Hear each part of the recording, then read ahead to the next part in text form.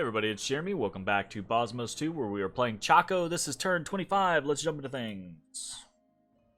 Alright, what do we got going on? We have completed Thaumaturgy 2. Nice. On our way to Construction 1. I think I forgot which turn this was, honestly. Oh, shit. Okay. We have seen the Throne of Earth claimed and the Crystal Throne claimed. Cool. Found a magic site in Talito, an ancient temple. This is +1 pearl site. Another one in Talito. Standing stones. I think this is actually a Jubilee. This is air and earth. Very cool. We're up to 2 air per turn. Sweet. 3 sites in the good old woods. Ancient temple, enchanted well, and woodhinge. That should be a pearl, a water, and a nature. With woodhinge druids, but we don't really care. Very cool. Battle in Finnica.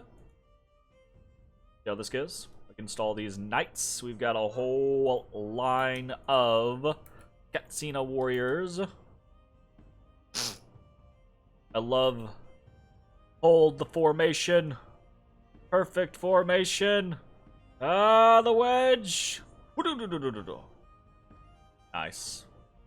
Nice. Okay, we're being chancy, Mr. Aggressive over there in the corner. Oh no. Oh no, not this guy. Yeah. And it basically, you know, it boils down to as we kind of expect, right? It might take a couple of hits here or there, but then the combination of Vine Shield, Resistance, and Regeneration allows them to poke. Yeah, stab someone. Get him, Wuya. Nice. Stab him again. No, get him. Don't let him get away. In the poke. Nice. You get 2 out of that, I think. You got 2. It's actually got attack skill 21 in Death Power 3. That's not horrible. 21 is not bad. Not the greatest in the world, but it's not bad. Okay, so we won handily there. That's cool. A couple of unexpected events. Some minus unrest in Jereb. 7 white doves. Gained a commander in Timiglia along with some units and lost some gold for it. Barbarian scouts in Smacia. We've got unrest in Anglovania. We've got Barbarian Scouts in Domen, and we've got Nature Gems in Northia. Very cool. Necromancer has sucked the force of life from a whole land. Strengthened by that wholesome power, he may rise to challenge the gods. I don't know what this is. I have no idea what this is. The time of strife has been brought upon the world by the throne. Oh, the Throne of War stuff is ended. Okay, gotcha. Crystal Throne and Throne of Earth. Yeah, I don't know what this event is attached to. I have no idea. What are we doing this turn? This big, long, red, obscene line in our faces is our barbarian suiciding on a throne. Cool. We got these guys under Comm 1. We got a bunch of heavy infantries and archers this turn. We're sending Elder 1 back towards Smacia. A lot of our maneuvering around here is just repositioning for more site searches, as we have been. We are moving Wuya 1 over towards Zaburia. We are moving Wuya 3 up to Assad to do some site searching. We're leaving our god in Good Old Woods because I do anticipate getting attacked there next turn by barbarians. We're patrolling in Smacia with a good deal of PD and units. Basically because of Hold and Fire. Hold and Fire. Forward and stay behind troops. Because of the chance of barbarians coming. I think, you know, with all that we have, we probably have a decent chance of, you know, barbarians are pretty weak to arrows, so should be okay. Same thing in Domen. We're actually sending Elder 2 out with a group of Chacoan elites and archers to hopefully hold that area.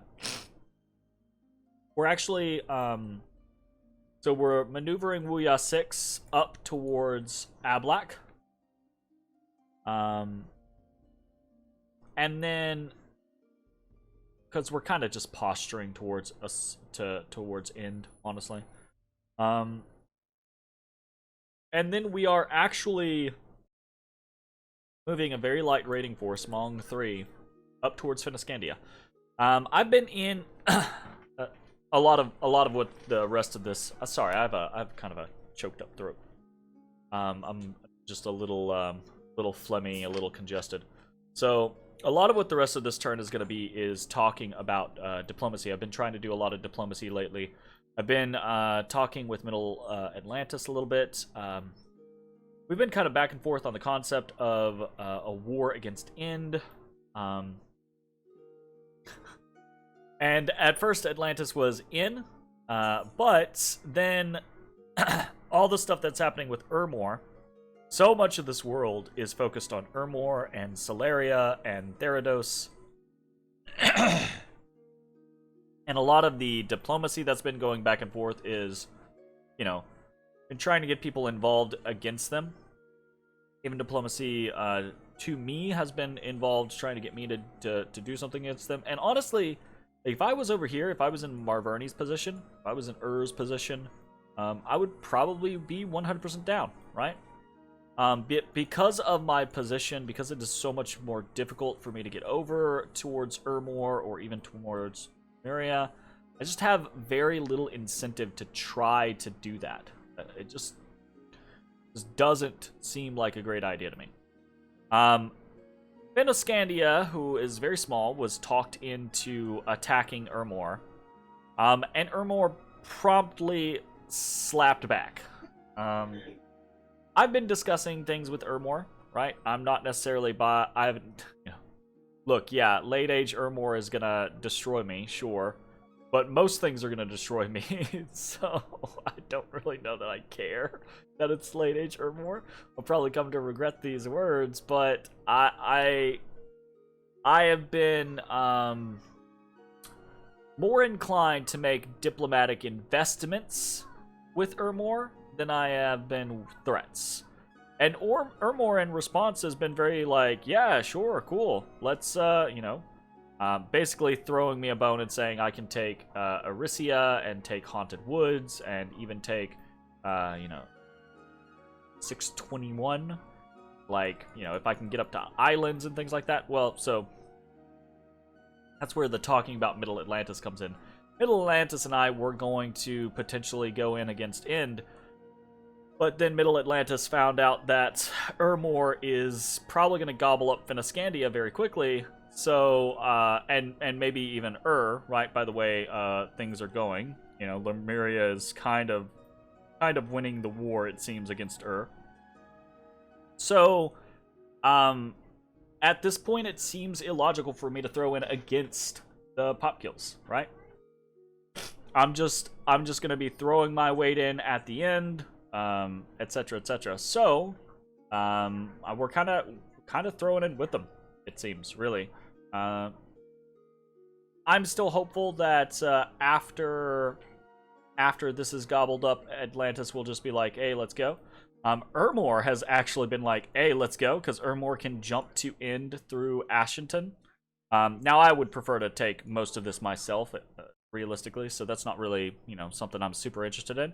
But the concept of maybe, like, fighting against Spacia, or taking the big island, taking a bunch of little islands, me taking the majority of this continent, and having, like, this is the living lands, these are the dying lands, right? Obviously, that only lasts until I'm the last living lands alive, and then I get to die, but I don't know. Basically, I doubt I am going to... I haven't committed to anything yet, mind you. But I doubt we're going to be fighting against Urmor in the very near future. That's probably a mistake, honestly. It's probably a big mistake. But, I don't know. I just don't see the appeal of rushing at Urmor, especially, like, If I had a better early game than I did, if I hadn't had as much issue with the Bogarus scenario, if I hadn't got... bringing it back. I hadn't got effed by the event on my capital and lost my ability to do 4 Katsinas a turn, right? Then maybe I would have just been willing to turn 25, throw myself at Ermor, but right now I just don't feel like it. I don't feel like it's a good idea. I don't feel like it's going to get us anything. Whereas, you know, working with Ermor, taking a couple of provinces on the periphery, maybe doing a war against Phasia, maybe doing a war against Ind, those actually sound like fun things to do and interesting things to do and ways to potentially expand. So that's probably what we're going to be doing in the very near future. Research-wise, we are completing Construction 1 this turn. We won't complete Construction 2, but we will get very close. We'll be able to complete it the following turn. At which point we will probably jump into some Conjuration. We might pop some Alteration first instead for things like Iron Skin being a very big one, Moss Body being a decent one for some of the people that we can get. For our air randoms, getting things like a mirror image. We could even do stuff like giving air randoms a gem and letting them do mist form. Probably not super invested in that kind of concept, but it's definitely a possibility. Another thing, I have not spent as much time as I should have spent. It's been a while since I played DE. I used to play, when I first started playing Dominions, I got really into mods, like, within 2 or 3 months of playing Dominions. And I was like, oh yeah, let's mod everything. And I did that for, like, a long time. And then I was like, you know, I barely even know the base game. Let's learn the base game, right? So it's been, but that being said, it's been like a year and a half since I've really played DE heavily. So I have not paid attention as much as I probably should. Apparently, a lot of the shit's cheaper. I don't know. Maybe that's not DE. Maybe that's Bozmos. I don't know. A lot of the shit is cheaper. So we're starting some forging. We're doing a black steel helmet this turn. And we're probably going to do a fair amount of black steel helmets. Very cheap. It's 1 freaking earth gems. And it's good protection. It has neutral defense, neutral encumbrance, which is really good. So we're probably going to be doing some of that. And we're actually probably going to be popping off some Enchanted Spears. So Enchanted Spears are a 2 pearl cost weapon that are basically superior to my Wuya's 4 spears in every way, right? It has 7 attacks, so it's +3 attack.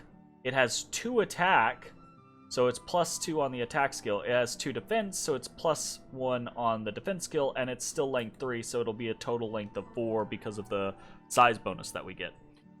So it is better in every way, and that's pretty awesome. So those 2 items just right there are very cheap ways for us to add some strength to our characters. We're also, I think, planning to...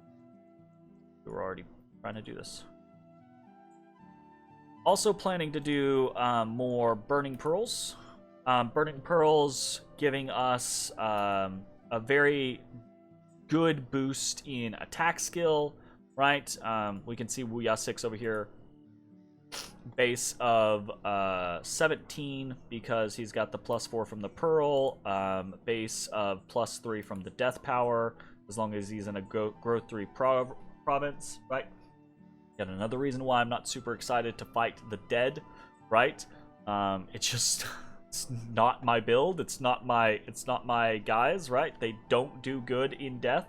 It would actually be a full swing. I would be at 11 attack skill if this Wuya was in death 3. You know, that's really hard to deal with. If you think about adding in a Katsina or adding in an Enchanted Spear, this is an additional 2, so it goes up to 19. Then you add in the 4 from the Bless, that's up to 23. And then we're talking pretty good attack skill at that point. For a no experience Wuya, that's pretty nice. Throw in a little bit of armor with a black plate helm or black steel helm. Put in a stone bird, right, which is going to be one of the main things that we're trying to produce once we get to construction 2. And we have a repelling machine that has a built-in vine shield. You know, and I feel like we start to get to pretty good scenarios. We have built-in vine shield, we have built-in temper flesh, we have built-in regeneration, we have good HP for regeneration, we have a decent base for magic resistance. 18 is not, it's not horrible, right? We can throw an amulet of anti-magic on there, and that's a, you know, a respectable 22 as a base. That's pretty okay. You get into scenarios where you can start adding in like lead shields and, you know, stuff like that, and we're doing pretty good, I think, anyways. Even go so far as to put like you know, what's the copper plate or something like that, right? Give us a little bit of shock resistance. You know, put some Boots of the Messenger on so we have good fucking fatigue reduction with earth power. Do like strength of Gaia, summon earth power, iron skin, and then these guys are with very limited, I say very limited, it's full gear, but it's cheap gear, very cheap gear. These guys are gonna be real fucking hard to deal with. And that's the concept. That's where we were originally going with this. It has taken me far longer to get there. I was hoping to be popping off with Wuyas at around like turn 18. I didn't really do enough testing, I realize, with this build. I didn't test enough post expansion. I basically just got, you know, I only did it over the course of like 3 or 4 days. After registering, it was like, oh, okay, let's get this done, and then we got started. So I did not test for very long, and I wish that I had. I probably would have pulled back on some of the things in order to have better scales. Like, I probably would have skipped the regeneration. Like, probably could have done without the regeneration, right? Just had regeneration built in, like, be able to cast it later on, which I can do that with basically everyone. Or maybe have just gone for something like, I don't know. We could have had different options, but I think if we can actually get this going, right? This will be Wuya number 7. If we can actually get this going and start pumping out Wuyas, I think they're going to be pretty interesting opponents. You know, I just think they're cool. I don't know. We'll see. So this turn we are spending some time actually building out gear in anticipation of trying to get all of our Wuyas up to snuff. And other than that, that's basically it. We haven't done a whole lot else as far as diplomacy goes. Mostly just Middle Atlantis and Ermor. A couple discussions with Phasia about stuff, but you know, I think that's about it. All right, that is going to be the end of this turn. I'm not going to go over, like, our recruitment-wise, by the way, like, it's the normal stuff. We're just doing Chaco and Star Priests, and we're doing another Sorceress. We're putting up a temple in Hesperia, and we are doing a fortress. We're finishing a fortress in Vangar. But basically, with the expenses that we have, between a temple in Hesperia and a new Wuya this turn and a sorceress this turn, that's basically all we can afford. We have real upkeep problems. Like, that has become clear very quickly. And I don't really know why. I guess it's because we're doing such a large quantity of is it really the like warriors and archers? Surely it can't. I wish that that there were better that there were, I say better, that there was more information to be had in this game in a consolidated fashion, right? I wish I could go to statistics and go to my nation overview and there were more tabs here. And I wish there was like an upkeep tab where I could just like click a button and it would sort by all my upkeep, right? So I could click a button and it would be like, okay, here are your 5 wuyas. They take the most upkeep. But here's all the rest of the shit that you have, and that's where most of your money, that's where some of your money's going, right? Like, I can sit here and I can do the math myself, but it's not super, super great. Not super great. So, 36 gold a year. Fucking Katsinas are expensive, you know? They are expensive. 36 gold a year on a Katsina and 232 gold on a Wuya. What's a Hmong Katsina? 104 gold. A couple of those. Yeah. Shit adds up real fucking quick. Real fucking quick. We need more land. We're probably going to... We're gonna snag these provinces that Ermor lets us have. We're probably gonna fort them and temple them to try to, you know, if they're already dead lands, all right, fine. That's unfortunate. But if they aren't dead, then we'll fort them and temple them.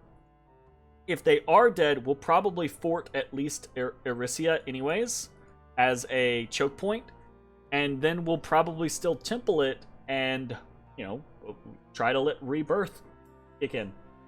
Go from there. You know? Alright, that's the end of the turn. I'm just, I'm scatterbrained. I'm just Jack and Jaw at this point. So, thanks for watching. We'll see you next time. Bye, everybody.